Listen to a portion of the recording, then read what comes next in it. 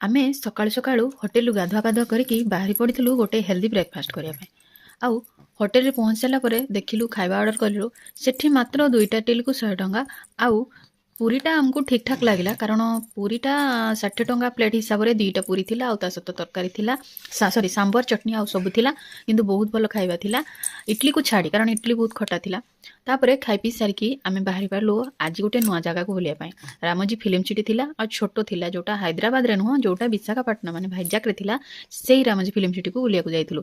ସେଇଦିନ ମଧ୍ୟ ଗୋଟେ ମ୍ୟୁଜିକ୍ ଭିଡ଼ିଓ ପ୍ରସ୍ତୁତ ହେଉଥିଲା, କିନ୍ତୁ ଯେହେତୁ ଆମେ ବେଳା ଟାଇମ୍ ଯାଇଥିଲୁ ପ୍ରାୟ 2ଟା 2:30 ପାଖାପାଖି, ତେଣୁ ସେଇଟାକୁ ମୁଁ ଭିଡ଼ିଓ ସୁଟ୍ କରିପାରିଲିନି। ତେଣୁ ଆମେ ସେଠି କିଛି ଫଟୋ ଉଠେଇକି କିଛି ରିଲ୍ସ କରିକି ଆମେ ପୁଣି ଆଉ ଗୋଟେ ଜାଗାକୁ ଫେରି ଆସିଥିଲୁ। ଆଉ ବହୁତ ସୁନ୍ଦର ଜାଗା ଥିଲା, ବହୁତ ଭଲ ଜାଗା ଥିଲା। ଆଉ ଯୁଆଡ଼େ ବି ଗଲେ ସେଠି ମାନେ ସମୁଦ୍ର କୂଳ, କାରଣ ସମୁଦ୍ର କୂଳ ଏରିଆରେ ହିଁ ବିଶାଖାପାଟଣା, ତେଣୁ ସେଠୁ ବୁଲାବୁଲି କରିକି ବାହାରି ପଡ଼ିଥିଲୁ ବାଲାଜୀ ଟେମ୍ପୁଲ।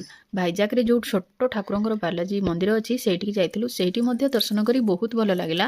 ଆଉ ସେଠି ମଧ୍ୟ ପ୍ରସାଦ ଦିଆହେଉଥିଲା। ପ୍ରସାଦରେ ସେଠିକାର ଖେଚୁଡ଼ି ଦିଆହେଉଥିଲା, ଯେଉଁଟା ଲେମନ୍ ରାଇସ୍ ଟାଇପ୍ର, ସେଇଟା ଟିକେ ଖଟା ଖଟା ଲାଗୁଥିଲା।